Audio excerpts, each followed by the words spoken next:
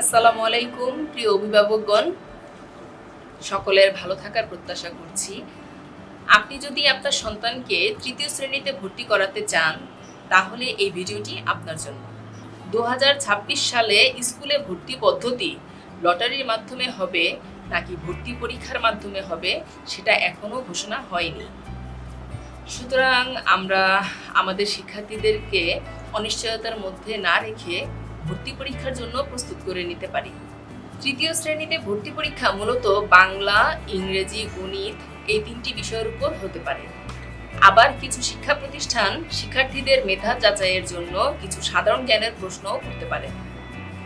আজকের ভিডিওতে আমি আলোচনা করার চেষ্টা করব তৃতীয় শ্রেণীতে ভর্তি পরীক্ষায় কী ধরনের প্রশ্ন হতে পারে এবং একটি নমুনা প্রশ্ন দেখাবো।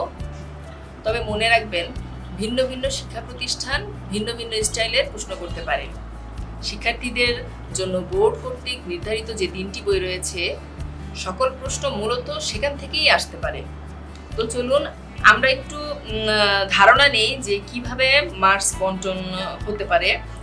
বাংলা বিষয়ের উপর 30, ইংরেজি বিষয়ের উপর 30, গণিত বিষয়ের উপর 30, সাধারণ জ্ঞানের উপর 10। আবার এরকমও হতে পারে সাধারণ জ্ঞান থেকে নাও প্রশ্ন আসতে পারে। এই তিনটির মধ্যেই এই 3টি বিষয়ের উপরেই 100 মার্ক বন্টন করে দিতে পারে।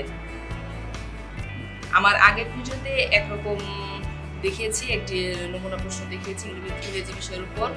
আজ দেখাচ্ছি আরেকটি, যেমন নাম্বার 1, এটা আসতে পারে কিরকম, write some or few sentence about animal and birds.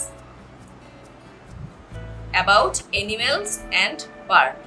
Bird এবং অ্যানিমেল এই দুটি বিষয়ের উপরেই মোট 5টি সেন্টেন্স লিখতে হবে।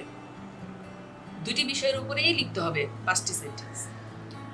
আরেকটি দেখাচ্ছি, write some sentence about wild animal.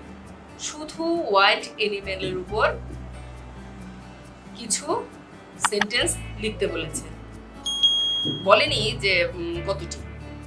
Some sentence, কিছু বাক্য লিখতে বলছে। নাম্বার 3-তে আছে, write some sentence about domestic animal.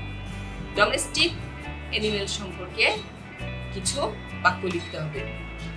Right few sentence about domestic bird. এখানে শুধু ডোমেস্টিক বার্ড সম্পর্কে কিছু সেন্টেন্স লিখতে বলা হয়েছে।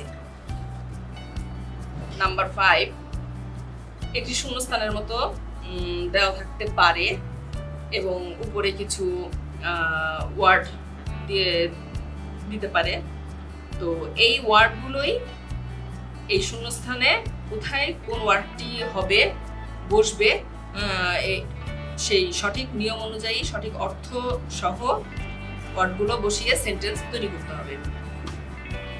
Number 6, word meaning. Word meaning আসতে পারে। এখানে আমি বেশ কয়েকটি ওয়ার্ড মিনিং ছক আকারে সাজিয়ে দিয়েছি। বেশ কয়েকটি আছে, এগুলো সব মোটামুটি আমি ইংরেজি যে নমুনা প্রশ্নটি করেছি, এটা ইংলিশ ফর টুডে বইয়ের উপরে থেকেই করেছি।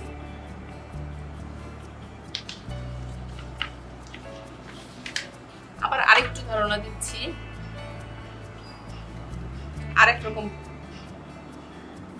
আরেকটি প্রশ্ন দেখাচ্ছি, write the name of month in a year.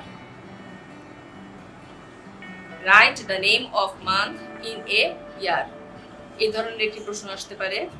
Write the name of 6 season. 6 season সম্পর্কে আসতে পারে, 6 সিজনের নামগুলো লিখতে হতে পারে।